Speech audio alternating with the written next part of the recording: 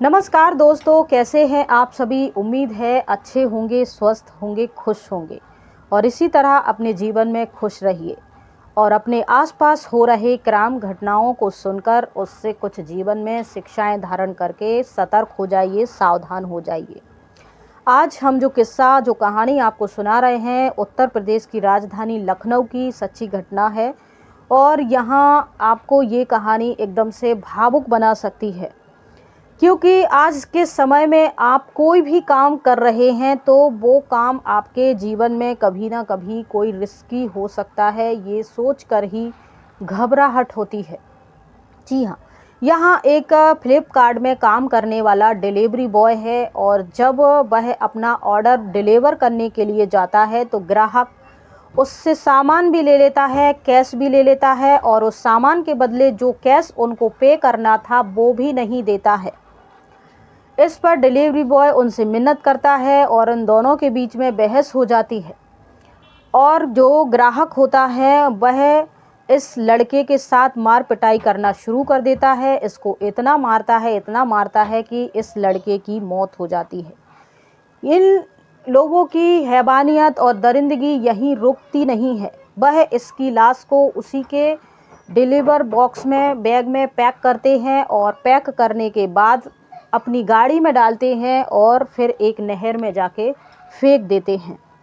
पूरा मामला क्या है, आइए समझते हैं। ये पूरा मामला उत्तर प्रदेश की राजधानी लखनऊ के अंतर्गत एक थाना क्षेत्र है, चिन्हट चिन्हट थाना क्षेत्र का ये सारा मामला है। यहाँ 28 सितंबर 2024 को एक लड़का पुलिस स्टेशन आता है और यहाँ के जो डीएसपी हैं शशांक सिंह, उनके पास अपनी फरियाद, अपनी शिकायत दर्ज कराता है कि सर, मेरा भाई भरत कुमार प्रजापति फ्लिपकार्ट में जॉब करता है डिलीवरी बॉय की। वह घर नहीं आया है, ना ही उसका कोई फ़ोन लग रहा है, ना ही कोई संपर्क हो रहा है। आप मेरे भाई को ढूंढ दीजिए, मैं आपसे मिन्नत करता हूँ। इसके बाद ये लड़का मंत्री को भी लेटर लिखता है और कहता है, सर, मेरा भाई डिलीवरी बॉय था और वो घर नहीं आ रहा है, उसका कोई कांटेक्ट नहीं हो रहा है, कहीं उसके साथ कुछ घटना घटी है, अनहोनी हुई है, आप मेरे भाई को ढूंढने में मदद कीजिए। और इस प्रकार की वह बार बार मिन्नतें करता है, लेटर लिखता है।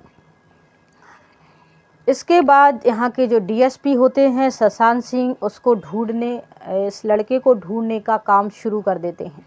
अपनी पुलिस टीम के साथ ये जाके इधर उधर फ्लिपकार्ट में इधर उधर जाके जहाँ जहाँ इस लड़के की उस दिन डिलीवरी थी, लास्ट लोकेशन थी इसकी मोबाइल की, वहाँ पहुँच जाते हैं, ढूंढते हैं और जाके उस लास्ट घर में इनकी, जहाँ उसको सामान डिलीवर करना था, वहीं उसके फ़ोन की लोकेशन ख़त्म हो जाती है। तब डीएसपी को शक होता है कि हो ना हो यहीं आसपास कहीं कोई घटना घटी है। इसके अलावा इस लड़के के 2-3 दिन के अंदर जहाँ जहाँ डिलीवर के काम था, जहाँ जहाँ इसको अपने पार्सल पहुँचाने थे, उस सारी जगह की एक सीट निकलवाई जाती है और वहाँ आसपास के सीसीटीवी फुटेज खंगाले जाते हैं। सब में ये लड़का वहाँ से आता या जाता दिखाई दे रहा था, लेकिन घटना वाली जगह के आसपास के सीसीटीवी फुटेज में लास्ट बार ये लड़का देखा गया, उसके बाद ये कहीं नहीं दिखा। पुलिस को शक हुआ कि हो ना हो ये यहीं आसपास इसी क्षेत्र में या इन्हीं लोगों ने उसके साथ कुछ किया है और फिर वो लास्ट उस घर में पहुंच जाते हैं जहां इस लड़के को इन कस्टमर या ग्राहक कहें, उन्होंने मारा।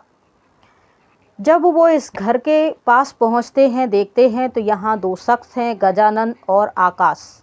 इन दोनों को पुलिस 28 सितंबर को गिरफ्तार करती है और थाने ले जाके पूछताछ करती है। ये बताते हैं कि हमने कुछ नहीं किया, वो हमारे पास आया था, सामान दिया और फिर वो चला गया। उसके बाद वो कहाँ गया, हमें इसके बारे में कोई जानकारी नहीं। पुलिस फिर भी उनसे पूछती है कि लास्ट लोकेशन वही है और हमारे पास सीसीटीवी फुटेज हैं जहाँ जहाँ वो गया है। तब ये बताते हैं कि इसके बारे में कोई जानकारी नहीं। फिर इनके साथ सख्ती से पूछताछ होती है तो आकाश गजानन सच्चाई को कबूल लेते हैं। इसके बाद वो बताते हैं कि ये जो डिलीवर बॉय है भरत कुमार प्रजापति, ये हमने एक फ्लिपकार्ट से वीवो मोबाइल ऑर्डर किया था। मोबाइल लेकर ये आता है, जैसा कि यहाँ के डायरेक्शन में लिखा हुआ था, पैकेट ओपन करके देना है। उन्होंने ओपन किया, सब कुछ होने के बाद, चेक होने के बाद, मोबाइल चालू होने के बाद हमने मोबाइल रख लिया और इस लड़के से कहा कि अब तुम चले जाओ, हम कैश पे नहीं कर रहे हैं। तब ये लड़का नहीं माना। फिर इसके पास जो भी कैश था हमने वो भी ले लिया, इसका जो सामान था वो भी ले लिया और इस लड़के को धक्के मार के घर से निकाला। लेकिन ये लड़का मान नहीं रहा था, अपना सामान और कैश मांग रहा था। इस पर हमें गुस्सा आ गया और आकाश ने उसको पकड़ के घर के अंदर घसीट लिया और फिर आकाश गजानन ने, इन दोनों ने मिलकर उस डिलीवरी बॉय को बेरहमी से पीटा। इसके बाद उसका गला दबाकर हत्या कर दी। हत्या तो कर दी, लेकिन अब हमें समझ में नहीं आ रहा था कि हम इस लाश को ठिकाने कैसे लगाएं। इसके बाद आकाश ने कहा क्राइम पेट्रोल देखते हैं, शायद उससे कुछ आइडिया मिल जाए। क्राइम पेट्रोल ये लोग देखते हैं, उसमें कुछ आइडिया मिलता है और फिर ये उस लाश को जो डिलीवर बॉय का बैग होता है बड़ा सा, जिसमें वो पार्सल रख के ले आता है, उसी पार्सल के अंदर, बैग के अंदर इसको रखते हैं और गाड़ी में डालते हैं और फिर निकल जाते हैं।